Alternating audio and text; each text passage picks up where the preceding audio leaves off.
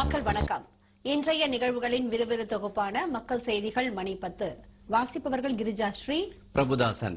முதன்மை செய்திகள். கலாச்சார விழா நடத்தும் வாழும் கலை அமைப்புக்கு 5 கோடி ரூபாய் தண்டம். மாநாட்டுக்காக ராணுவத்தை பயன்படுத்திய விவகாரத்தில் நாடாளுமன்றத்தில் அமளி.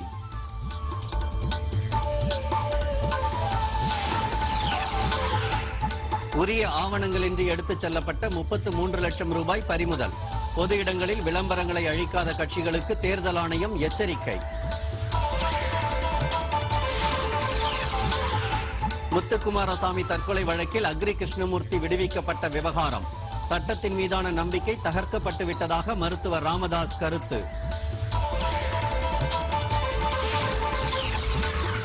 வேளாண் கடன் தவணையை செலுத்த தவறிய விவசாயி மீது சரமாரி தாக்குதல். காவல்துறையை ஏவிவிட்ட தனியார் வங்கி நிர்வாகத்துக்கு பொதுமக்கள் கண்டனம்.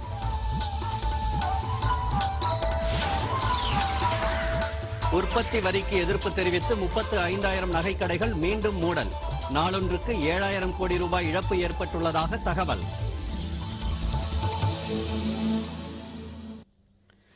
விரிவான செய்திகள்.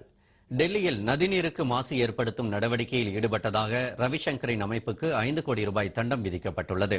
வாழும் கலை அமைப்பின் நிறுவனர் ரவிசங்கர் டெல்லி யமுனை நதிக்கரையில் வரும் வெள்ளிக்கிழமை முதல் 3 நாட்களுக்கு பல்வேறு நிகழ்ச்சிகளுக்கு ஏற்பாடு செய்துள்ளார். இதற்காக நதிக்கரையில் 1000 ஏக்கர் நிலம் தற்காலிக கிராமமாக மாற்றப்பட்டுள்ளது. 35,000 கலைஞர்கள் பங்கு பெறுவதற்காக 7 ஏக்கர் நிலத்தில் மேடையும் ராணுவத்தினர் உதவியுடன் தற்காலிக பாலமும் அமைக்கப்பட்டுள்ளது. இந்த நிகழ்ச்சியால் நதிநீர் மாசடையும் என கூறி நாடாளுமன்றத்தில் எதிர்க்கட்சியினர் கடும் எதிர்ப்பு தெரிவித்தனர்.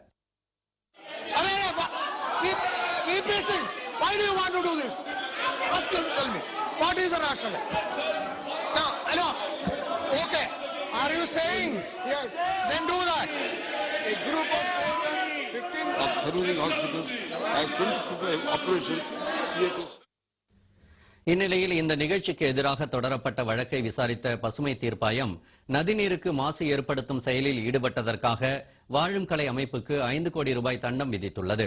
உரிய ஆய்வு செய்யாமல் நிகழ்ச்சிக்கு அனுமதி அளித்ததாக டெல்லி மேம்பாட்டு ஆணையத்துக்கும் தண்டம் விதிக்கப்பட்டுள்ளது.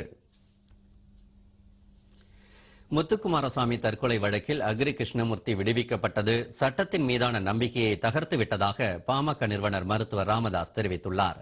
இது தொடர்பாக அவர் வெளியிட்டுள்ள அறிக்கையில் முத்துக்குமாரசாமி தற்கொலைக்கு அக்ரி கிருஷ்ணமூர்த்தி தான் காரணம் என்பதற்கு எத்தனையோ சந்தர்ப்ப சாட்சியங்கள் உள்ளன என கூறியுள்ளார். பல வழக்குகளில் இவற்றின் அடிப்படையில் குற்றவாளிகள் தண்டிக்கப்பட்டு அத்தீர்ப்பை உச்சநீதிமன்றமும் உறுதி செய்திருக்கிறது என்றும் அவர் தெரிவித்துள்ளார். ஆனால் இவற்றை கருத்தில் கொள்ளாமல் உயர்நீதிமன்ற மதுரை கிளை தீர்ப்பளித்திருப்பது வருத்தம் அளிப்பதாக அவர் குறிப்பிட்டுள்ளார். ஓட்டுநர் பணியிடங்களை நிரப்ப அக்ரி கிருஷ்ணமூர்த்தி ஆணையின் பேரில் முத்துக்குமாரசாமியிடம் பணம் கேட்டு நெருக்கடி கொடுத்ததாக வேளாண் துறையின் தலைமை பொறியாளரும் இவ்வழக்கின் 2வது எதிரியுமான செந்தில் வாக்குமூலம் அளித்ததை மருத்துவர் ராமதாஸ் சுட்டிக்காட்டியுள்ளார். கிலோ 60 ரூபாய்க்கு கிடைத்த நுண்ணூட்டச்சத்து உரத்தை தனியாரிடமிருந்து கிலோ 120 ரூபாய்க்கு வாங்கும்படி அக்ரி கிருஷ்ணமூர்த்தி கட்டாயப்படுத்தியதாக ஓய்வு பெற்ற வேளாண் இணை இயக்குநர் ஜெயசிங் ஞானதுரை கூறியதையும் அவர் எடுத்துக்காட்டியுள்ளார்.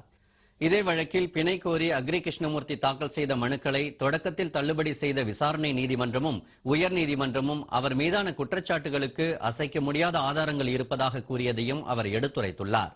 இந்த வழக்கின் விசாரணை நெல்லை நீதிமன்றத்தில் நடைபெற்று வருவதை குறிப்பிட்டுள்ள மருத்துவர் ராமதாஸ் சாட்சியங்கள் ஆவணங்கள் அடிப்படையில் இந்த வழக்கை அந்த நீதிமன்றமே முடிவு செய்ய அனுமதித்திருக்க வேண்டும் என்றும் கூறியுள்ளார். அதற்கு மாறாக தமிழகத்தின் மிக பரபரப்பான வழக்கில் உயர்நீதிமன்றமே இப்படி ஒரு தீர்ப்பை வழங்குவதை ஏற்க முடியவில்லை என அவர் தெரிவித்துள்ளார். மாநில குற்ற புலனாய்வுத்துறை தொடக்கம் முதலே இந்த வழக்கை முறையாக விசாரிக்கவில்லை என்றும் அவர் குற்றம் சாட்டியுள்ளார். இந்த வழக்கில் கைது செய்யப்பட்ட ஒரே அரசியல்வாதியும் விடுதலையாகிவிட்டார். அப்படியானால் முத்துக்குமாரசாமியின் தற்கொலைக்கு யார் காரணம் என வினவியுள்ள மருத்துவர் ராமதாஸ் இந்த வழக்கின் தீர்ப்பு திருத்தப்படாவிட்டால் ஊழல்வாதிகளை கட்டுப்படுத்த முடியாமல் போய்விடும் என அச்சம் தெரிவித்துள்ளார். எனவே இந்த தீர்ப்பை எதிர்த்து உடனடியாக மேல்முறையீடு செய்வதுடன் இந்த வழக்கில் விடுபட்டவர்களையும் சேர்த்து மறுவிசாரணை நடத்த காவல்துறைக்கு தமிழக அரசு ஆணையிட வேண்டும் என மருத்துவர் ராமதாஸ் வலியுறுத்தியுள்ளார். தங்க நகைகள் மீதான வரி விதிப்பை கண்டித்து தமிழகம் முழுவதும் 35,000 நகைக்கடைகள் மீண்டும் அடைக்கப்பட்டுள்ளன. நடுவண் நிதிநிலை அறிக்கையில் தங்க நகைகளுக்கு 1 விழுக்காடு உற்பத்தி வரி விதிக்கப்பட்டது. இதை கண்டித்து கடந்த வாரம் 3 நாட்கள் நாடு முழுவதும் நகைக்கடை உரிமையாளர்கள் கடைகளை அடைத்து போராட்டத்தில் ஈடுபட்டனர். வரி விதிப்பை திரும்ப பெறுவதாக நடுவண் அரசு உறுதி அளித்ததை அடுத்து தமிழகத்தில் மட்டும் போராட்டம் திரும்ப பெறப்பட்டது. ஆனால் வாக்களித்தபடி வரி விதிப்பை நடுவண் அரசு திரும்ப பெறாததால் நேற்று பிற்பகல் முதல் தமிழக நகைக்கடை உரிமையாளர்கள் மீண்டும் கடைகளை அடைத்து காலவரையற்ற போராட்டத்தில் ஈடுபட்டுள்ளனர்.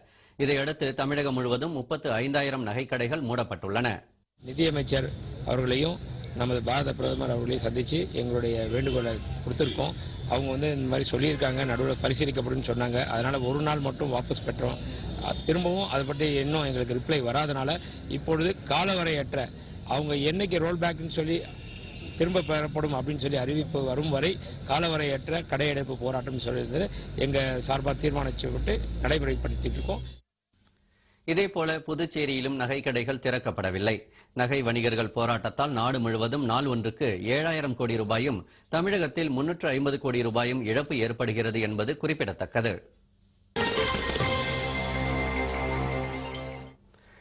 தமிழக அரசு விளம்பரங்களில் முதலமைச்சர் ஜெயலலிதாவின் படம் வெளியிடப்பட்டது தொடர்பான வழக்கில் பதிலளிக்குமாறு தமிழக அரசுக்கு உச்சநீதிமன்றம் அறிவிக்கை அனுப்பியுள்ளது. அரசு விளம்பரங்களில் குடியரசுத் தலைவர், பிரதமர், உச்சநீதிமன்ற தலைமை நீதிபதி ஆகியோரின் படங்களை தவிர முதலமைச்சர் படங்கள் இடம்பெறக்கூடாது என உச்சநீதிமன்றம் ஆணையிட்டது. இதற்கு எதிராக தமிழகம், டெல்லி உள்ளிட்ட மாநில அரசுகள் தாக்கல் செய்த சீராய்வு மனுக்கள் மீது உச்சநீதிமன்றத்தில் விசாரணை நடைபெற்று வருகிறது. இந்நிலையில் தமிழக அரசு வெளியிட்ட விளம்பரங்களில் முதலமைச்சர் ஜெயலலிதாவின் படம் இடம்பெற்றதாக மூத்த வழக்கறிஞர் பிரசாந்த் பூஷன் நீதிமன்ற அவமதிப்பு வழக்கு தொடர்ந்தார். முதலமைச்சரின் படங்களை அத்துமீறி வெளியிட்டு உச்சநீதிமன்றத்தை அவமதித்து விட்டதாக மனுவில் தெரிவித்திருந்தார். இந்த மனு இன்று விசாரணைக்கு வந்தபோது அவமதிப்பு வழக்கில் 6 வாரங்களுக்குள் பதிலளிக்குமாறு தமிழக அரசுக்கு உச்சநீதிமன்றம் அறிவிக்கை அனுப்பியது. இதேபோல் தமிழக அரசின் சீராய்வு மனு மீதான தீர்ப்பை தேதி குறிப்பிடாமல் நீதிபதிகள் ஒத்திவைத்தனர். தேமுதிகவுடன் கூட்டணி அமைப்பது குறித்த பேச்சுவார்த்தையில் எந்த தேக்கமும் இல்லை என தமிழக பாஜக தலைவர் தமிழிசை சவுந்தரராஜன் தெரிவித்துள்ளார். சென்னையில் செய்தியாளர்களிடம் பேசிய அவர், பாஜக கூட்டணியில் தேமுதிக தலைவர் விஜயகாந்த் முதலமைச்சர் வேட்பாளராக முன்னிறுத்தப்பட உள்ளதாக வெளியான தகவலில் உண்மை இல்லை என்று கூறினார். இது தொடர்பாக பிரேமலதாவுடன் பேச்சுவார்த்தை நடத்தப்பட்டதாக கூறப்படும் தகவலையும் அவர் மறுத்தார். அதே நேரத்தில் கனிந்த பழம் பாலில் விழாமல் நழுவி விட்டதா என திமுக தலைவரிடமே கேளுங்கள் என்றும் தமிழிசை சவுந்தரராஜன் தெரிவித்தார்.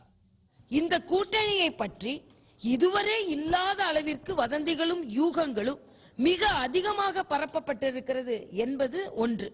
இன்னொன்று, இதே கேள்வியை நீங்கள் நேற்று பழம் நழுவி பாலில் விழுகிறது என்று சொன்னார் பாருங்கள். அப்போ பாலில் விழுந்தது மறுபடியும் நழுவி விட்டதா என்ற கேள்வியும் நீங்கள் அங்கேயும் சென்று கேட்டால் சரியாக இருக்கும் என்று நான் நினைக்கிறேன். கூட்டணி குறித்து தேமுதிகவுடன் 3 கட்ட பேச்சு நடத்தப்பட்டுள்ளதாக கூறிய தமிழிசை சவுந்தரராஜன், அடுத்த கட்ட பேச்சு நடத்த பிரகாஷ் ஜவடேகர் விரைவில் சென்னை வர உள்ளதாகவும் கூறினார். கன்னியாகுமரி மாவட்டம் மண்டைக்காடு பகவதியம்மன் கோவில் ஒடுக்கு பூஜையில் ஏராளமான பக்தர்கள் பங்கேற்று வழிபட்டனர். பெண்களின் சபரிமலை என்று அழைக்கப்படும் மண்டைக்காடு பகவதியம்மன் கோவில் மாசி திருவிழா கடந்த மாதம் கொடியேற்றத்துடன் தொடங்கியது. விழாவின் இறுதி நிகழ்ச்சியான ஒடுக்கு பூஜை நேற்று நள்ளிரவு நடைபெற்றது. உணவு பதார்த்தங்களுடன் அம்மனுக்கு சிறப்பு பூசைகள் நடத்தப்பட்டு கொடி இறக்கப்பட்டது.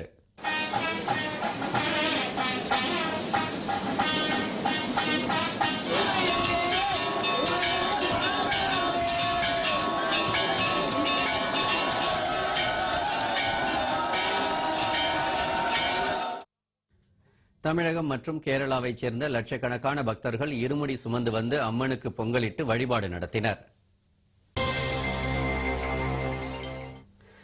தமிழை வழக்காடு மொழியாக்க வலியுறுத்தி உயர்நீதிமன்ற மதுரை கிளையை போராட்டக்காரர்கள் முற்றுகையிட்டதால் தள்ளுமுள்ளு ஏற்பட்டது. தமிழை உயர்நீதிமன்றத்தில் வழக்காடு மொழியாக்க கோரி பல்வேறு போராட்டங்கள் நடைபெற்று வருகின்றன. இந்நிலையில் தமிழ் மக்கள் இயக்கம் என்ற அமைப்பினர் கருப்பு கொடி ஏந்தி உயர்நீதிமன்ற மதுரை கிளையை முற்றுகையிட முயன்றனர். அப்போது காவல்துறையினர் அவர்களை தடுத்து நிறுத்தியதால் தள்ளுமுள்ளு ஏற்பட்டது.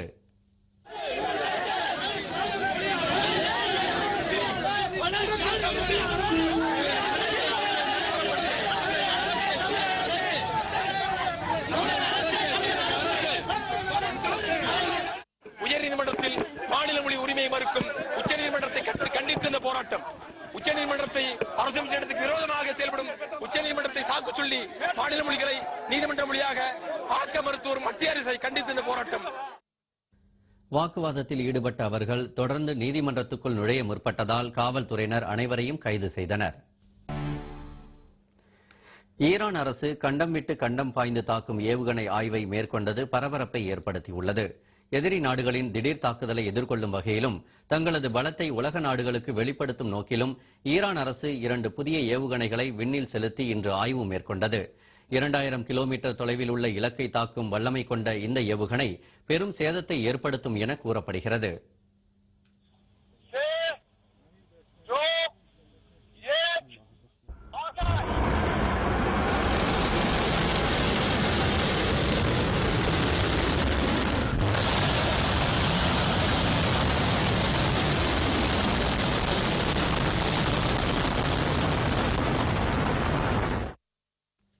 ஈரானுக்கு எதிராக புதிய பொருளாதார தடைகளை அமெரிக்கா விதித்துள்ள நிலையில் இந்த ஏவுகணை ஆய்வு நடத்தப்பட்டுள்ளது குறிப்பிடத்தக்கது.